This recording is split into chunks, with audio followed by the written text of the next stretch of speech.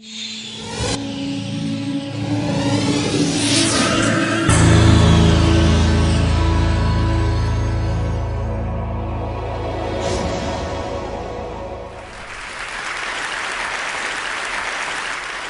I'm going to talk about work, specifically why people can't seem to get work done at work, which is a problem we all kind of have.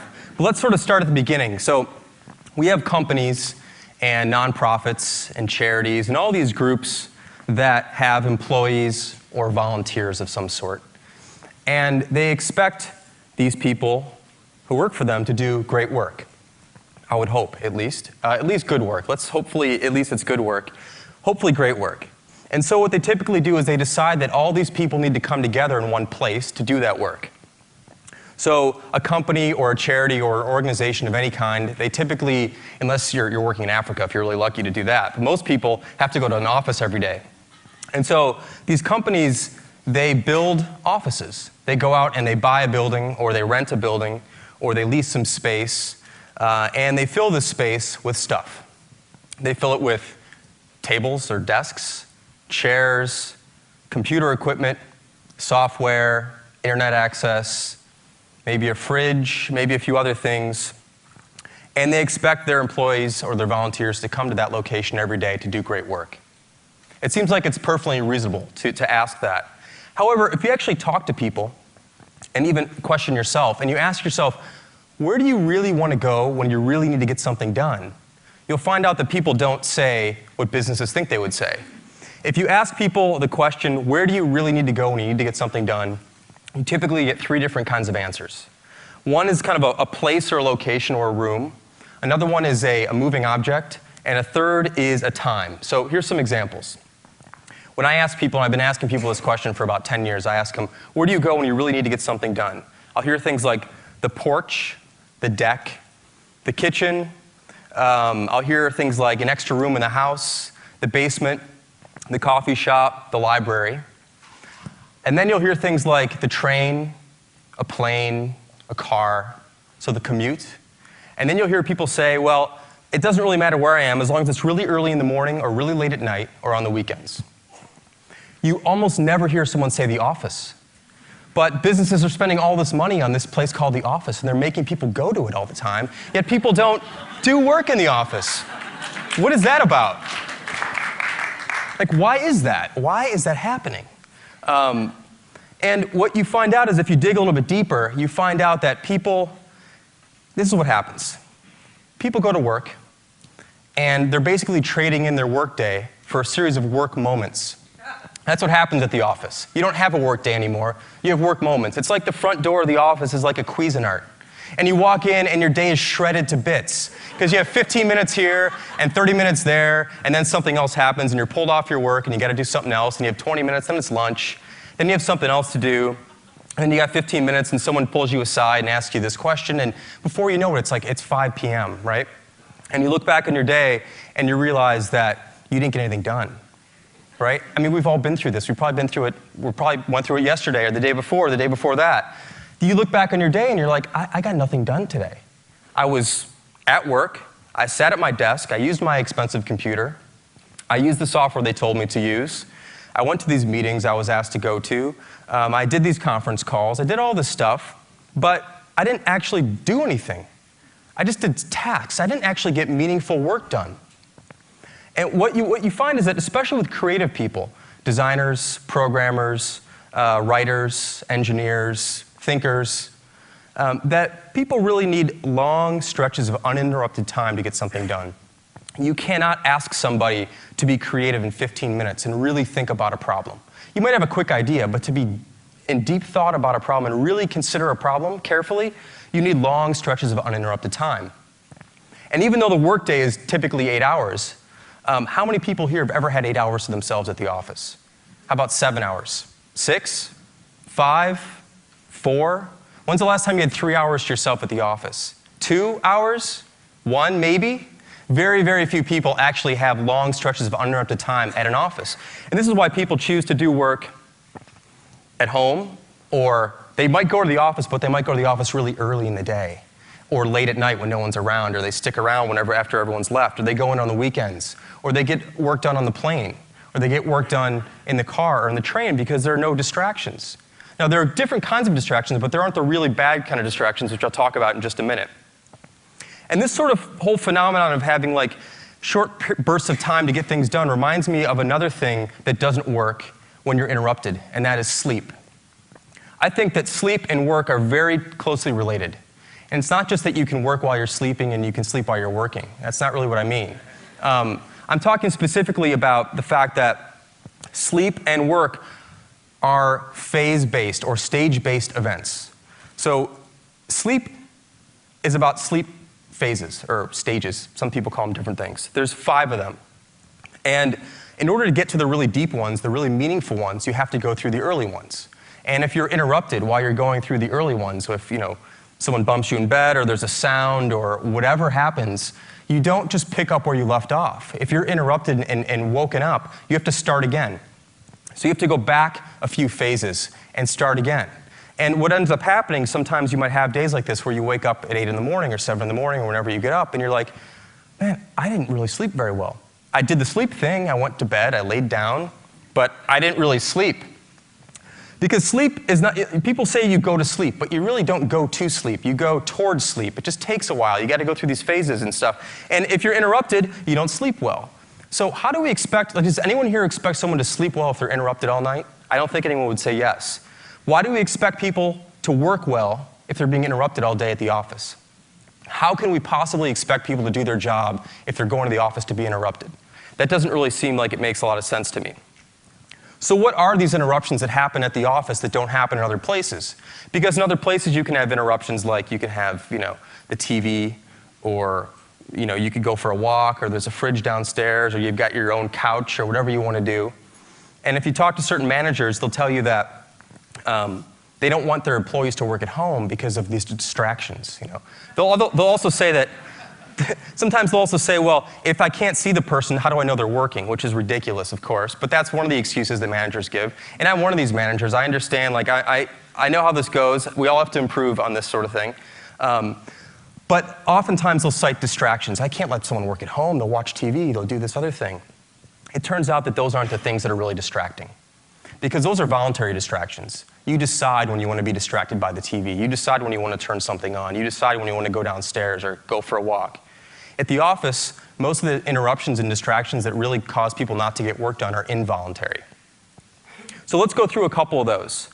Now, managers and bosses will often have you think that the real distractions at work are things like Facebook and Twitter and YouTube and other websites. And in fact, they'll go so far as to actually ban these sites at work. Some of you may work at places where you can't get to these certain sites. I mean, is this China? What the hell is going on here? You can't go to a website at work, and that's the problem? That's why people aren't getting work done, because they're going to Facebook and they're going to Twitter? That's kind of ridiculous. It's a total decoy. And, today's Facebook and Twitter and YouTube, these things are just modern-day smoke breaks. No one cared about letting people take a smoke break for 15 minutes 10 years ago. So why does everyone care about someone going to Facebook here and there, Twitter here and there, YouTube here and there? Those aren't the real problems in the office.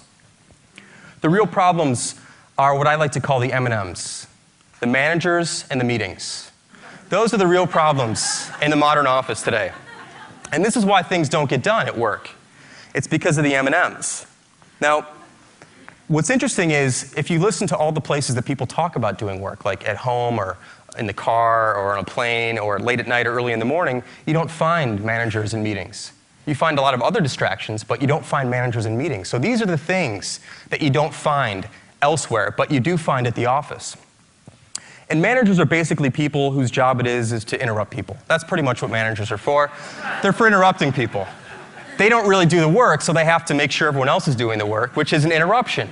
And we have a lot of managers in the world now, and there's a lot of people in the world now, and there's a lot of interruptions in the world now because of these managers. They have to check in, hey, how's it going? Show me what's up, this sort of thing. And they keep interrupting you at the wrong time. While you're trying to actually do something that they're paying you to do, they tend to interrupt you. That's kind of bad.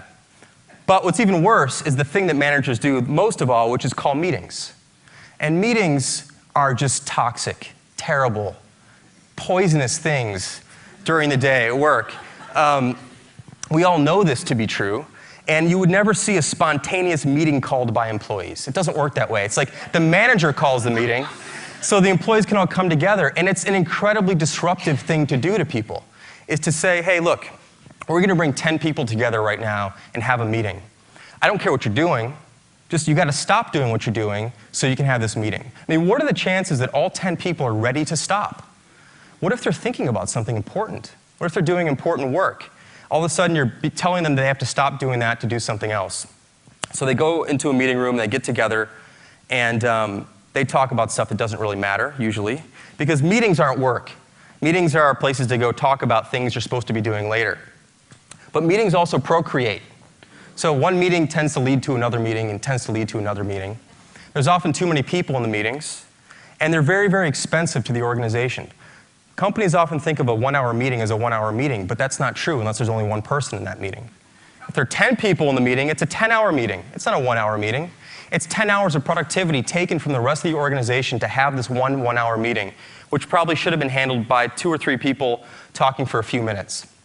But instead, there's a long scheduled meeting because meetings are scheduled the way software works, which is in like increments of 15 minutes or 30 minutes or an hour. You don't schedule an 8-hour meeting with Outlook. You can't. I don't even know if you can. You go 15 minutes or 30 minutes or 45 minutes or an hour.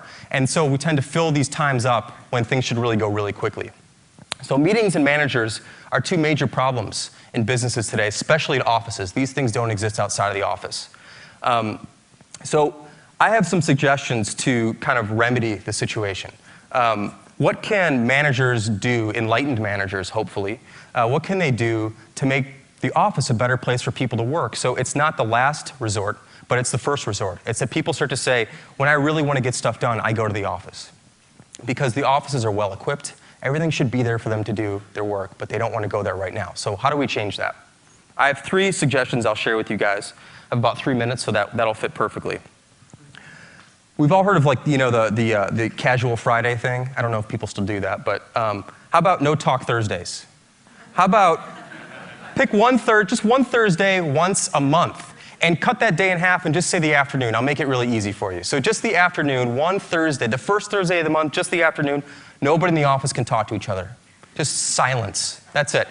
And what you'll find is that a tremendous amount of work actually gets done when no one talks to each other. This is when people actually get stuff done, is when no one's bothering them and no one's interrupting them. And you can give someone, giving someone 4 hours of uninterrupted time is the best gift you can give anybody at work.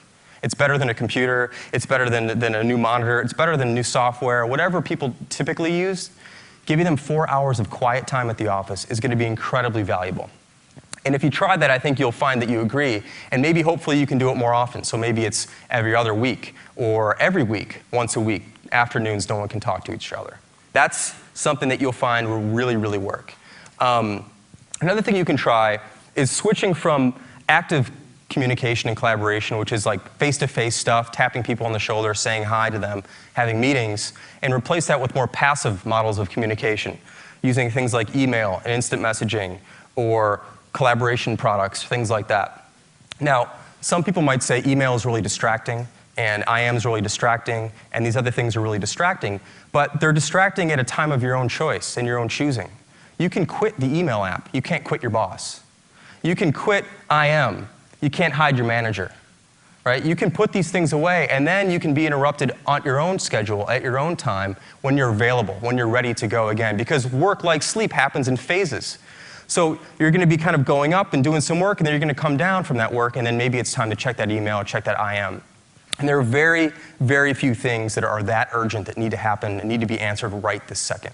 So if you're a manager, start encouraging people to use more things like IM and email and other things that someone else can put away and they can get back to you on their own schedule. And the last suggestion I have is that if you do have a meeting coming up, if you have the power, just cancel it. Just cancel that next meeting. Today's Friday, so Monday, usually people have meetings on Monday, just don't have it. Now, I don't mean like move it. I mean just erase it from memory, it's gone, and you'll find out that everything will be just fine. Like all these discussions and decisions you thought you had to make at this one time at 9 a.m. on Monday, just forget about them and things will be just fine. People have a more open morning, they can actually think, and you'll find out that maybe all these things you thought you had to do, you don't actually have to do. So those are just 3 quick suggestions I wanted to give you guys to think about this. And I hope that some of these ideas were at least provocative enough for managers and bosses and business owners and organizers and people who are in charge of other people to think about laying off a little bit and giving people some more time to get some work done. And I think it'll all pay off in the end. So thanks for listening.